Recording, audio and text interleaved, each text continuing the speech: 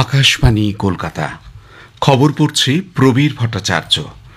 আজকের বিশেষ বিশেষ খবর হল, ব্রাজিলে ব্রিক্স শীর্ষ সম্মেলনে শান্তি ও নিরাপত্তা বিষয়ক অধিবেশনে ভাষণ দিতে গিয়ে শ্রী মোদী বলেন, সন্ত্রাসবাদ আজ মানবতার জন্য সবচেয়ে গুরুতর চ্যালেঞ্জ হিসেবে আবির্ভূত হয়েছে।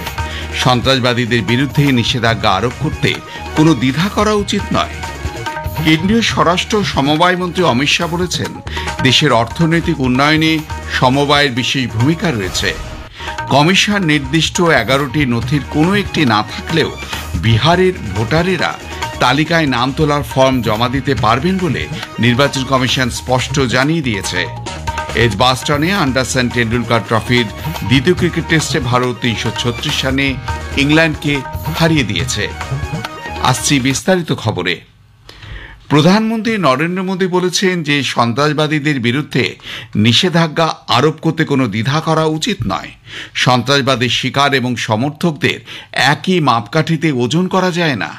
ব্রাজিলে ব্রিক্স শীর্ষ সম্মেলনে শান্তি ও নিরাপত্তা বিষয়ক অধিবেশনে ভাষণ দিতে গিয়ে শ্রী মোদী বলেন, সন্ত্রাসবাদ আজ মানবতার জন্য সবচেয়ে গুরুতর চ্যালেঞ্জ হিসাবে আবির্ভূত হয়েছে। তিনি বলেন, গত 22 এপ্রিল কাশ্মীরের পহেলগাঁওয়ে সন্ত্রাসবাদী হামলা ভারতের আত্মা, পরিচয় এবং মর্যাদার উপর সরাসরি আক্রমণ করেছে। যদি কোনো দেশ প্রত্যক্ষ বা পরোক্ষভাবে সন্ত্রাসবাদকে সমর্থন করে, তবে তাকে এর মূল্য দিতে হবে বলেও তিনি দৃঢ়তার সঙ্গে বলেন। নরেন্দ্র মোদী বলেন, ব্রিক্স সদস্য দেশগুলিকে সন্ত্রাসবাদ এবং তার সমর্থকদের বিরুদ্ধে এক গোষ্ঠী হিসাবে এক মত হতে হবে। সন্ত্রাসবাদী নিন্দা আমাদের সকলের নীতি হওয়া উচিত বলেও তিনি মন্তব্য করেন। প্রধানমন্ত্রী বলেন, ভারত দৃঢ়ভাবে বিশ্বাস করে যে পরিস্থিতি যত কঠিনই হোক, মানবতার কল্যাণের জন্য শান্তির পথই একমাত্র বিকল্প। তিনি বলেন, যুদ্ধ এবং সহিংসতার কোনো স্থান নেই। মানবতার উন্নয়ন কেবল একটি শান্তিপূর্ণ ও নিরাপদ পরিবেশেই সম্ভব। এই উদ্দেশ্য পূরণে ব্রিক্সের অত্যন্ত গুরুত্বপূর্ণ ভূমিকা রয়েছে বলেও নরেন্দ্র মোদী মন্তব্য করেন। প্রধানমন্ত্রী ব্রাজিলের রিও ডি জেনেরোতে গতরাতে ব্রিক্স গোষ্ঠীর সদস্য দেশগুলির মধ্যে সহযোগিতা আরও বাড়ানোর লক্ষ্যে ব্রিক্স শিখর সম্মেলনে যোগ দিয়েছেন।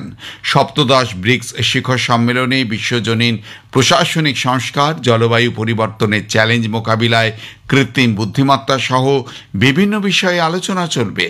শিখর সম্মেলনে ফাঁকে প্রধানমন্ত্রী অন্যান্য নেতৃবৃন্দের সঙ্গে দ্বিপাক্ষিক বৈঠকেও মিলিত হতে পারেন বলেও মনে করা হচ্ছে। দুদিনের শিখর সম্মেলনের পরে প্রধানমন্ত্রীর ব্রাসিলিয়া যাবার কথা রয়েছে। এর আগে প্রধানমন্ত্রী নরেন্দ্র মোদী গতকাল 5 দেশ সফরের চতুর্থ পর্যায়ে ব্রাজিলের রিও ডি জেনেরোতে পৌঁছান। প্রধানমন্ত্রী নরেন্দ্র মোদী এবং আর্জেন্টিনার রাষ্ট্রপতি হেভিয়ের মিলেই ব্যবসা বাণিজ্য সহ বিভিন্ন ক্ষেত্রে ভারত আর্জেন্টিনার সহযোগিতা বৃদ্ধিতে ঐকমত্যে পৌঁছান। শনিবার রাতে বুয়েনোস এয়ার্সে এক সাংবাদিক সম্মেলনে বিদেশ মন্ত্রকের পূর্ব বিষয়ের সচিব পি কুমারান বলেন, দুদেশের মধ্যে প্রতিনিধি স্তরের আলোচনায় দ্বিপাক্ষিক সম্পর্কের সম্পূর্ণ পরিসর পর্যালোচনা করা হয়েছে। দুই নেতা ব্যবসা বাণিজ্য, প্রযুক্তি, প্রতিরক্ষা, মহাকাশ, স্বাস্থ্য এবং ওষুধ সহ গুরুত্বপূর্ণ ক্ষেত্রে সহযোগিতা এবং কৌশলগত অংশীদারিত্ব বৃদ্ধি করার ব্যাপারে সহমত হয়েছেন। প্রধানমন্ত্রী নরেন্দ্র মোদীকে বুয়েনোস আইরেস শহরের নাগরিক সম্মান হিসাবে চাবি প্রদান করেছেন বুয়েনোস আইরেসের শহরের প্রধান জর্জ ম্যাক্রি। এক্স হ্যান্ডেল পোস্টে প্রধানমন্ত্রী বলেন, বুয়েনোস আইরেস শহরের নগর প্রধান জর্জ ম্যাক্রির হাত থেকে বুয়েনোস আইরেস শহরের চাবি গ্রহণ করতে পেরে তিনি সম্মানিত বোধ করছেন।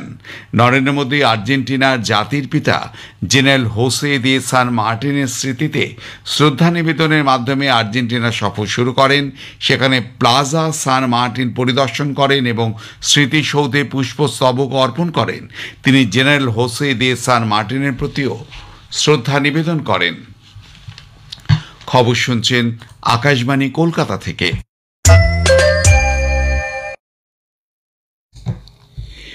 কেন্দ্রীয় স্বরাষ্ট্র ও সমবায় মন্ত্রী অমিত শাহ বলেছেন, দেশের অর্থনৈতিক উন্নয়নে সমবায়ের বিশেষ ভূমিকা রয়েছে।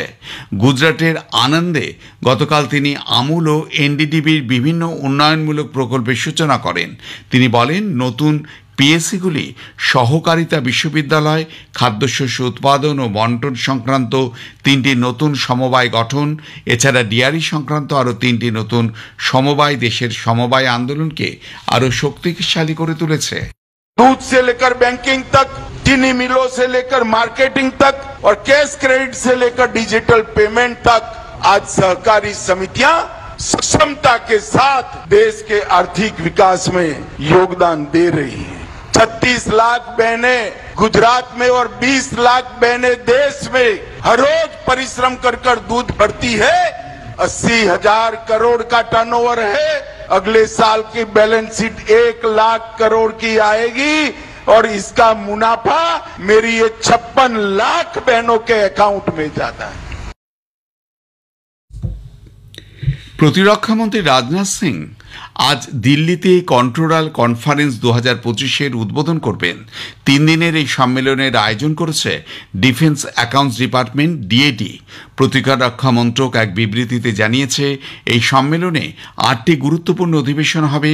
তাতে বাজেট প্রণয়ন, অ্যাকাউন্টস সংশোধনী প্রক্রিয়া, অন্তর্বিভাগীয় অডিটকে নতুনভাবে সংগঠিত করা, মূল্য নির্ধারণ সংক্রান্ত সংস্কার ইত্যাদি বিষয় নিয়ে বৈঠকে আলোচনা হবে।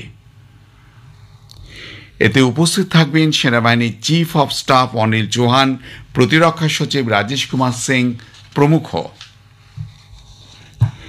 বিহারে ভোটার তালিকায় বিশেষ নিবিড় সংশোধন নিয়ে রাজনৈতিক বিতর্কের মধ্যেই নির্বাচন কমিশন ভোটারদের স্বস্তি দিয়ে জানিয়েছে, কোনো নথি না থাকলেও অনলাইন বা অফলাইনে নাম তোলার ফর্ম তারা জমা দিতে পারবেন।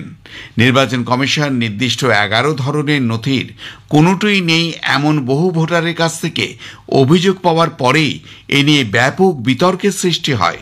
এই 11 ধরনের নথির মধ্যে পরিচয়পত্র, সরকারের জারি করা পেনশনের আদেশ, জন্মের শংসাপত্র, পাসপোর্ট অথবা শিক্ষাগত শংসাপত্র রয়েছে। বিহারের মুখ্য নির্বাচনী আধিকারিকের জারি করা এক সরকারি ঘোষণায় বলা হয়েছে, যাদের এরকম কোনো নথি নেই তারাও বুথ স্তরের আধিকারিক বা বিএলওর কাছে ফর্ম জমা দিতে পারবেন। পরে নির্বাচনী নিবন্ধন আধিকারিক ইআরও স্থানীয়ভাবে তদন্ত অন্যান্য সাক্ষ্য প্রমাণের সাহায্যে এইসব নথিপত্র যাচাই করবেন। বিহারে আসন্ন বিধানসভা নির্বাচনের প্রেক্ষিতে 243টি বিধানসভা খণ্ডেই এই বিশেষ নিবিড় ভোটার তালিকা সংশোধনের কাজ চালানো হচ্ছে। উল্লেখ্য, 2003 সালেও এ ধরনের ভোটার তালিকা সংশোধনের কাজ হয়, যার ভিত্তিতে প্রকাশিত হয় ভোটার তালিকা। 2003-এর তালিকায় অন্তর্ভুক্ত 4,96,00,000-এরও বেশি ভোটারকে বর্তমান সংশোধনের সময় কোনো রকম নথি পেশ করা থেকে অব্যাহতি দেওয়া হয়েছে। সাম্প্রতিক বিশেষ ভোটার তালিকা সংশোধনী তথ্য অনুযায়ী রাজ্যে মোট ভোটারের সংখ্যা 7,80,00,000-এর বেশি। তবে যাদের কাছে এই 11 ধরনের নথির কোনো একটি রয়েছে, তাদের কমিশন তা পেশ করতে অনুরোধ জানিয়েছে। আরজেডি, কংগ্রেস ও বাম দলগুলির মতন বিরোধীরা এই বিশেষ সংশোধন অভিযানের তীব্র বিরোধিতা করেছে। অন্যদিকে বিজেপি, জেডিইউ সহ শাসক জোট একে সমর্থন করেছে। এই ফর্ম জমা দেবার শেষ তারিখ 26শে জুলাই। 25শে জুন থেকে এ পর্যন্ত 1,69,00,000-এরও বেশি নাম তোলার ফর্ম জমা পড়েছে।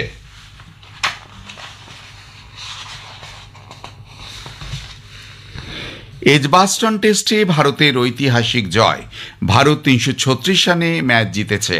এর ফলে 5 ম্যাচের টেস্ট সিরিজ অ্যান্ডারসন টেন্ডুলকার ট্রফিতে ভারত সমতা ফেরালো। জয়ের জন্য 608 রানের লক্ষ্যে খেলতে নেমে ইংল্যান্ড গতকাল পঞ্চম দিনে জাপানের বিরতির আগেই 271 রানে অল আউট হয়ে যায়। জেমস স্মিথ 88 রান করেন। ভারতের আকাশদীপ 6 উইকেট নিয়েছেন। রবীন্দ্র জাদেজা পান 1 উইকেট।